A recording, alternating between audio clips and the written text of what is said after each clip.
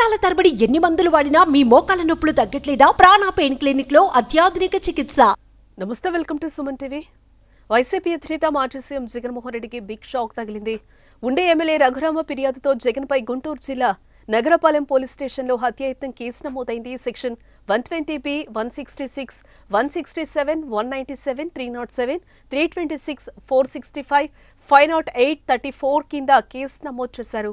2021 మే 14న తనపై హత్యాయత్నం చేశారని రఘురామ జగన్తో పాటు గతంలో సిఐడి డీజీగా పనిచేసిన పివి సునీల్ కుమార్, ఐపీఎస్ సీతారామాంజనేయులు, అప్పటి అడిషనల్ ఎస్పీ విజయపాల్పై ఇటీవల రఘురామ ఫిర్యాదు చేయడంతో పోలీసులు కేసు నమోదు చేసినట్లుగా తెలుస్తోంది. తనకైన గాయాలపై కోర్టుకు తప్పుడు నివేదిక ఇచ్చిన గుంటూరు ప్రభుత్వ ఆసుపత్రి సూపరింటెండెంట్ డాక్టర్ ప్రభావతిలపైన కూడా RRR ఫిర్యాదు రావడంతో ఆమెపైన కూడా కేసు నమోదైంది.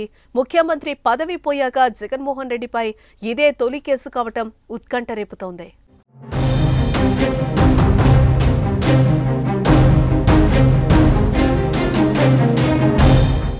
2019లో నర్సాపురం నుంచి వైసీపీ ఎంపీగా గెలిచిన రఘురామకు కొంతకాలానికి పార్టీ పెద్దలతో విభేదాలు మొదలయ్యాయి. వైసీపీ పార్లమెంటరీ పార్టీ నాయకులతో సంబంధం లేకుండా నేరుగా బీజేపీ పెద్దలతో స్నేహం చేయడంతో వివాదం రాజుకుంది. అది చివరకు పార్టీపై విమర్శలు చేసే వరకు దారితీసింది. తర్వాత జరిగిన అనూహ్య పరిణామాల నేపథ్యంలో రఘురామపై సిఐడి కేసు నమోదు చేసింది. 2021 మే 14వ తేదీన రఘురామకృష్ణంరాజు పుట్టినరోజు సందర్భంగా కుటుంబ సభ్యులతో వేడుకలు జరుపుకుంటున్న సమయంలోనే ఏపీ సిఐడి పోలీసులు ఆయన ఇంటిపై దాడి చేసి రఘురామకృష్ణంరాజును అరెస్టు చేయడం జరిగింది. వెంటనే గుంటూరుకు తరలించారు. ఆయనపై తర్వాత సిఐడి అధికారులు సుమోటో రాజద్రోహం కేసులు పెట్టినట్లుగా ప్రకటించారు.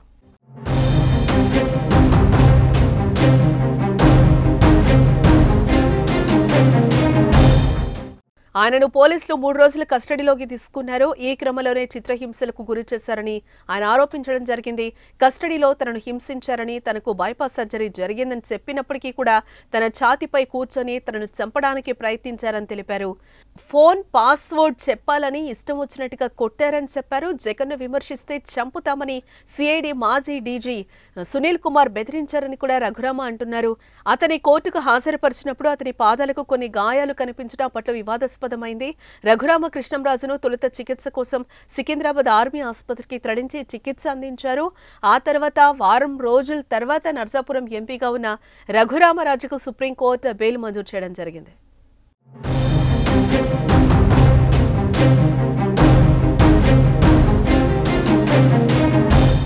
అయితే అప్పటి నుంచి రఘురామరాజు న్యాయ పోరాటం చేస్తూనే ఉన్నారు. ఘటనపై కేంద్రానికి కూడా ఫిర్యాదు చేయడం జరిగింది. ఇటీవల వైసీపీ అధికారాన్ని కోల్పోయి కూటమి ప్రభుత్వం ఏర్పడడంతో గుంటూరు జిల్లా ఎస్పీకి ఆయన ఫిర్యాదు చేశారు. దీంతో జగన్తో పాటు అధికారులపై కూడా కేసు నమోదైంది. ఈ కేసులో జగన్ A3గా ఉన్నారు.